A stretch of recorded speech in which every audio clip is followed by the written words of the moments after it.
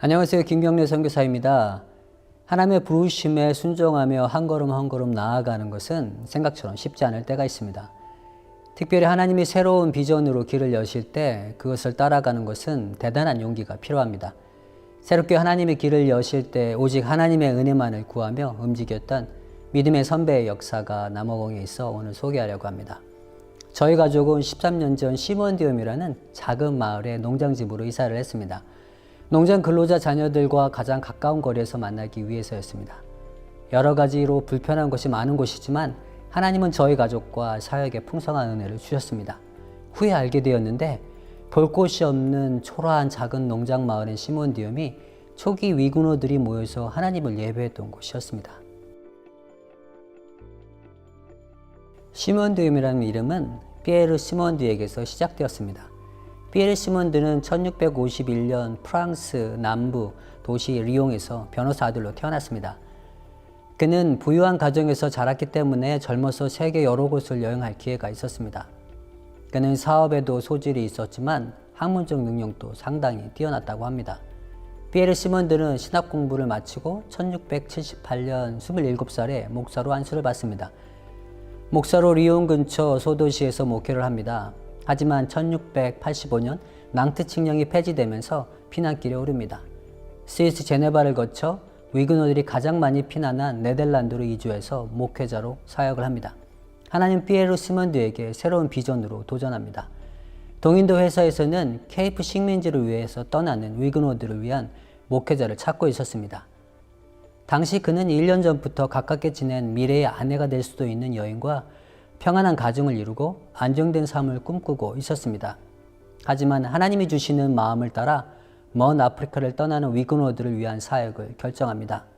앤드로 베로는 사랑하는 남자를 따라 떠날 것인지 남을 것인지 고민하다가 결국 배가 떠나기 사흘 전 결혼을 하고 1688년 4월 20일 남부 아프리카를 떠나는 배에 오릅니다. 그들은 5개월 동안 배 안에서 신혼을 보냅니다. 그들의 신혼생활은 잠시 케이프에 도착해서는 쉼없이 사역에 몰입합니다. 당시 위그너들은 임시 거주처를 만들고 생활을 하면서 가족들이 거주할 집을 만들고 있었습니다.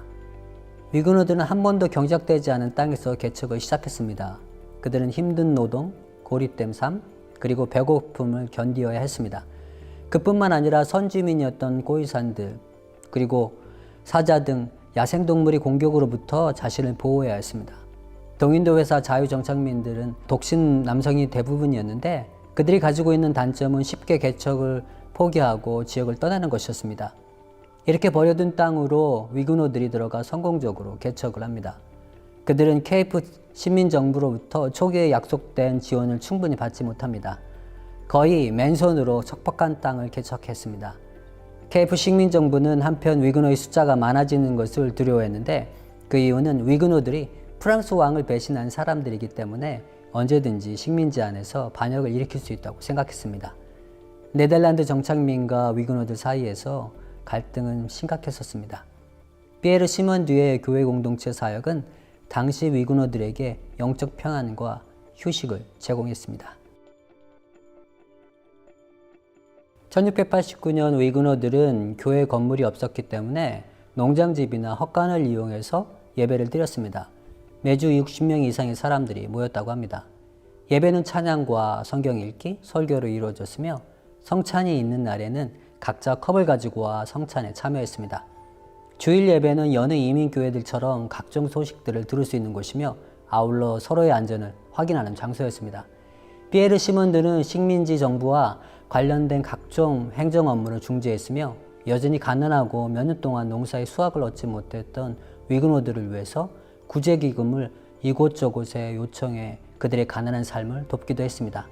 1694년 12월 22일 피에르 시몬드와 위그너들은 식민정부의 도움 없이 교회를 건축해 하나님 앞에 예배를 드립니다. 그의 사역이 10년쯤 되어갈 때 2명으로 시작된 가정은 7명으로 늘어나 있었습니다. 그는 위그너 전통대로 자녀들을 양육했습니다. 자녀들이 매주 시편 찬송 하나씩 암송하는 것은 아주 자연스러운 것이었습니다. 이 시편 찬송은 위구노들의 일상의 삶에서 하나님의 주권 안에 살아가도록 돕는 중요한 도구였습니다. 시편 찬송은 깔뱅, 말로, 그리고 발제에 의해서 1562년 완성되었습니다. 그들은 시편 150편 전체를 성경의 의미가 훼손되지 않으면서 하나님을 찬양하는 노래로 만들었습니다. 이것이 시편 찬송의 첫 번째 버전인 마루와 베제 버전입니다. 칼뱅은 시편 찬송 서문에서 곡조가 있는 기도인 찬송은 하나님의 말씀인 시편으로 이루어지는 것이 적절하다고 했습니다. 시편 찬송은 하나님의 말씀인 시편을 곡조가 있는 기도, 즉 찬양으로 만들어 일상에서 부르며 하나님과 하나됨의 삶을 매일매일 살아가도록 도왔습니다. 100년이라는 시간이 지나는 동안 이 시편 찬송의 가사는 구언어가 되어서 새로운 세대들에게는 이해하기가 어렵게 되었습니다. 새로운 세대를 위한 시편 찬송은 1674년 위구노 문학가였던 발랑땡 꽁라드에 의해서 현대어로 개사되기 시작했습니다. 하지만 그는 그 일을 모두 마치지 못하고 죽게 됩니다. 그의 뒤를 이어서 친구였던 마크 안투안 들라바스트가 150편 모두 완성했습니다. 이것이 시편 찬송의 두 번째 버전이라고 할 수 있는 꽁라드와 들라바스트 버전입니다. 1699년 성령 강림 주일날 아이들은 아빠에게 암송해야 될 시편 찬송을 달라고 하였고 피에르 시몬드는 시편 50편 찬송을 줍니다. 그가 자녀들에게 준 시편 찬송은 신 버전이었습니다. 그는 신 버전이 자신이 알고 있었던 구 버전이랑 다르다는 것을 발견합니다. 신 버전을 자세히 살펴보니 너무 의역이 되어 있어서 원래 의미를 잘 전달하지 못하고 있는 것을 알아차립니다. 그는 시편 50편을 원래 성경의 의미에 맞게 1시간 반 만에 다시 가사를 만듭니다. 그는 시편 50편을 가사화하면서 하나님의 도우심을 경험합니다. 그는 이것이 자신의 힘으로 한 것이 아니라 하나님의 은혜로 되어진 것이라는 것을 알았습니다. 그해 6월 9일 영국에서 인도로 가는 배가 케이프에 잠시 정착을 했는데 인도로 가는 영국 대사를 통해서 놀라운 소식을 듣습니다. 본인이 생각하기에 문제가 있는 신 버전이 영국에 있는 위구노들에게 받아지지 않았고 새로운 시편 찬송을 찾고 있다는 것이었습니다.